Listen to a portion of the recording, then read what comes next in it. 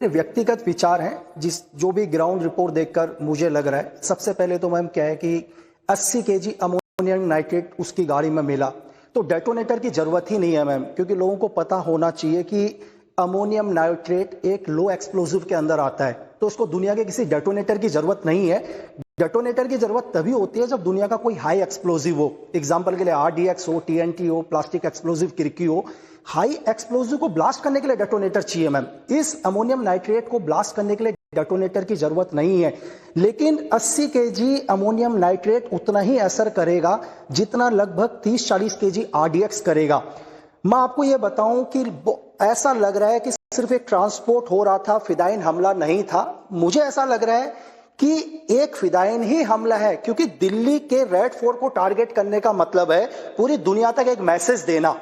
ये दुनिया तक मैसेज दिया है कि हम यहां पर आके एक फिदाइन हमला कर रहे हैं। इतनी देर तक गाड़ी पार्किंग में रही, फिर भी डॉक्टर अमर जो है वो गाड़ी में ही है।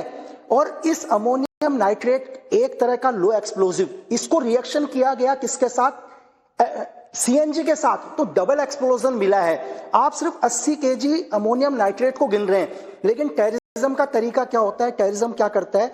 अमोनियम नाइट्रेट को भी उसने एक्सप्लोजिव में यूज किया, LPG को भी उसने यूज किया, तो इसका मतलब आपको क्या हुआ? डबल एक्सप्लोजन हुआ। LPG तो था नहीं, उस गाड़ी में LPG नहीं था, CNG था, CNG का सिलेंडर था। आनंद रंगनाथन बोलना चाह रहे हैं। आनंद देखिए बिल्कुल ठीक कह रहे हैं कि ये लो एक्सप्लोजिव है, RDX को आपको डेटोनेटर चाहिए, लेकिन इसके लिए भी ट्रिगर चाहिए। और अमोनियम नाइट्रेट का एक ही ट्रिगर है, वो है हीट।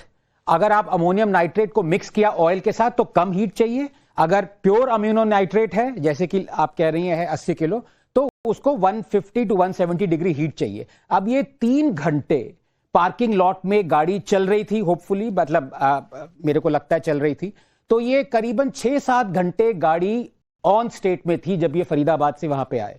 तो there is a mechanism that could have heated up inside that CNG का जो पूरा किट होता है, उसमें there are 3 or 4 mechanism that can heat up. और मुझे लगता है वो इतने हीट अप हो गए कि उन्होंने ये ट्रिगर किया है, वरना ये एक्सप्लोजन नहीं होता। बड़ी बात इस वक्त है कि सुशांत सरीन, मैं आपसे भी पूछूंगी, कहीं ना कहीं जो जम्मू कश्मीर का ट्वीट है, you can run but you can not hide, आप भाग सकते हैं पर आप छुप नहीं सकते हैं। यह ट्वीट मैंने 6:10 का नवंबर 10 का ट्वीट आपके स्क्रीन पर डाला है, दर्शक भी इसे देख सकते हैं।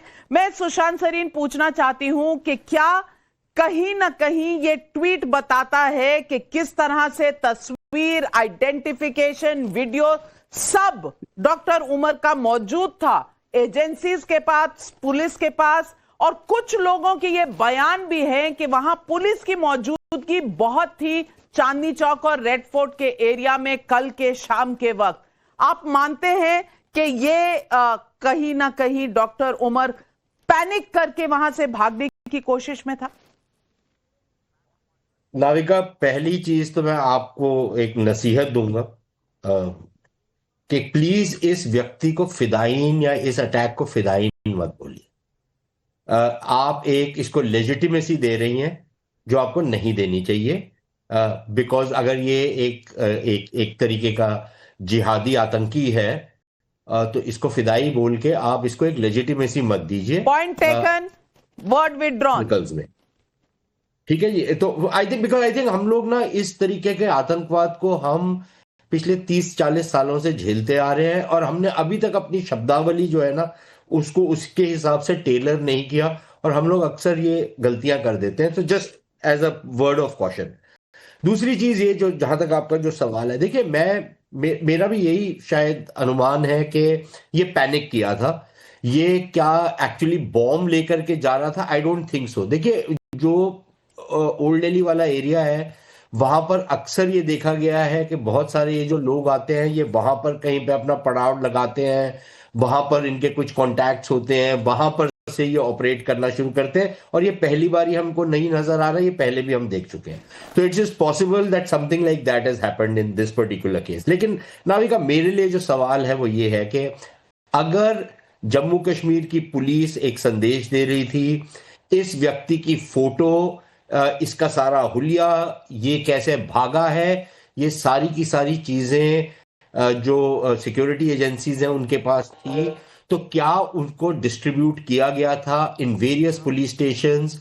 वहां पर अलर्ट दिया गया था, नहीं दिया गया था? Was the police actually real time में इसकी तलाश कर रहे थे कि नहीं कर रहे थे? पहली बात। दूसरी चीज ये, इवेंट के बाद तो हमारे पास ये आ गया कि ये तस्वीरें आई हैं, इस टोल प्लाजा पे उसको कैप्चर किया गया है। क्या ये बेहतर नहीं होगा कि हमारे पास कुछ इस तरीके का सिस्टम हो कि ये इंफॉर्मेशन पुलिस वालों को एक रियल टाइम में चली जाए? ये बाकी कई देशों में ये सिस्टम्स हैं। और तीसरी चीज और सबसे इंपॉर्टेंट, नाविका, हम सब लोग यहां पर जो बैठे हैं आपके प्रोग्राम में और आपके जो दर्शक हैं, हम लोग सब लोग मॉल्स जाते हैं, हम लोग सिनेमाज जाते हैं। वहां पर हम देखते हैं जो सिक्योरिटी वाले हैं वो ऐसे ऐसे करके थोड़ा बहुत देखते हैं कि आपकी डिक्की में कुछ पड़ा तो नहीं हुआ, या एक शीशा नीचे लगा देते हैं। मुझे नहीं पता कि उनको भी पता है कि वो क्या ढूंढ रहे हैं कि नहीं ढूंढ रहे। वो एक रस्म है जो वो पूरी करते हैं। क्या ये बेहतर ना हो कि इन सब लोगों को एक ट्रेनिंग दी जाए ताकि एटलीस्ट आप पता तो कर सकें? नहीं तो वो चेकिंग मत करो, वो जो आप लोगों को 5 मिनट के सही मुद्दा उठाया है आपने। और सुशांत सरीन, जितना भी मैं आपसे इस बात पर सहमत हूं, कम होगा, क्योंकि ये बहुत जरूरी है कि ट्रेनिंग के तहत इस तरह से संदिग्ध चीजों की, विस्फोटक की छानबीन होनी चाहिए। लेकिन बड़ी खबर इस वक्त आ रही है, 4 डॉक्टर और 1 मौलवी की कहानी है ये। 4 doctor, doctor Shaheen, doctor Umar, doctor Muzammil और डॉक्टर आदिल, सहारनपुर से लेकर फरीदाबाद तक, फरीदाबाद से लेकर अनंतनाग तक, ये तार जोड़ने वाला एक इंसान, वो इंसान ये मौलवी इरफान अहमद, जिसकी तस्वीर हमारे पास आ चुकी है। ये मौलवी पहले मेल नर्स था अला फला, जो यहां फरीदाबाद का अस्पताल है, इसमें ये मेल नर्स था। बाद में ये जीएमसी अनंतनाग चला गया और वहां पर पहले ये बच्चों से कश्मीर में पत्थर फेंकवाता था।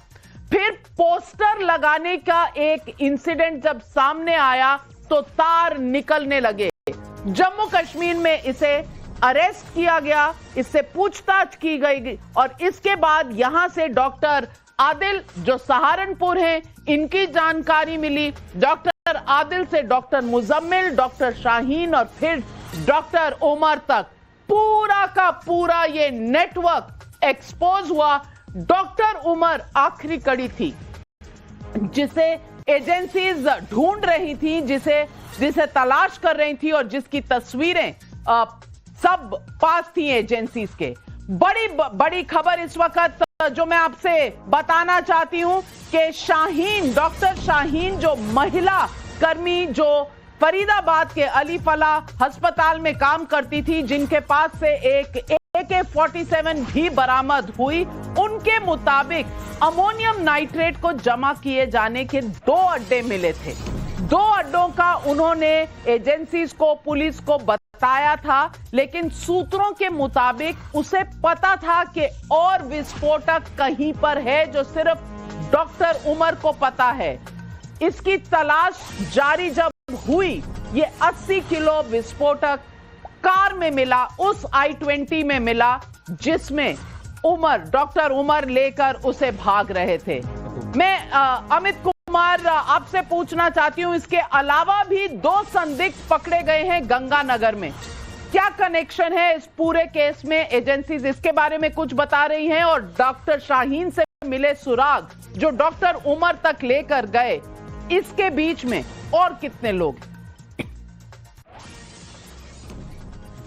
देखिए, मुझे लगता है कि जैश और इन डॉक्टर्स के बीच में एक कड़ी थी मौलवी इरफान, और मौलवी इरफान ने ही मुझे लगता है कि इनको पूरे एक तरह से मोटिवेट किया। और इस पूरे लिंक को, इसका लिंक का खुलासा कैसे हुआ? जब जैश के पोस्टर चिपकाने को लेकर 3 लोग गिरफ्तार हुए, उसमें इसके बाद इरफान गिरफ्तार हुआ और इरफान के जो टेलीग्राम चैट और उसके जरिए जानकारी मिली डॉक्टर आदिल की, तो ये पूरी कड़ी है, ये पूरी कड़ी है जो जैश और उसके बीच एक इरफान जो है, जो कि आप कह सकते हैं कि फरीदाबाद अस्पताल से लेकर अनंतनाग के अस्पताल तक के बीच की कड़ी थी। जो डॉक्टर शाहीन है वो उसको जानकारी थी कि 2 ही जगह है, लेकिन उसके अलावा एक तीसरे भी हाइड आउट है जहां पर विस्फोटक को छिपाया गया है। तो मुझे लगता है कि अब जबकि डॉक्टर उमर जो है वो मारा गया है उस गाड़ी के साथ, इसके बाद जो बचे हुए 3 लोग हैं उससे पूछताछ पर फोकस होगा कि अब इसके बाद क्या उसके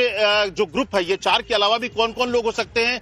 गंगानगर में जो पकड़ाया है उसके साथ क्या कोई लिंकेज है। इसके अलावा अगर याद हो तो पिछले दिनों में गुजरात में भी 3 लोग गिरफ्तार हुए हैं। तो ये लिंक को जोड़ने की कोशिश होगी कि डॉक्टर्स के इस ग्रुप में और भी डॉक्टर्स हैं या नहीं है, या फिर इनके लोकल मददगार कौन थे। इसने डॉक्टर आदिल ने घर लिया था फरीदाबाद में, जबकि सहारनपुर में रहता था, तो फरीदाबाद में घर लेकर उसने विस्फोटक जमा किया। तो ये ऐसे कई सवाल हैं जिसका जवाब एजेंसीज होगी। एनआईए के पास जांच दे दी गई है और गृह मंत्री अमित शाह ने खास तौर से कहा है एनआईए को कि इसकी जांच जल्दी की जाए, जल्दी पूरी की जाए। सीएफएसएल टीम को भी ये कहा गया है कि जो फॉरेंसिक एविडेंस के साथ जल्द से जल्द इस पूरे मामले को तह तक जाना है। और खुद उन्होंने कहा है कि जो प्रधानमंत्री ने भी कहा है कि इस पूरे मामले के तह तक जाएंगे, जो भी गुनाहगार है उसको सजा देनी है।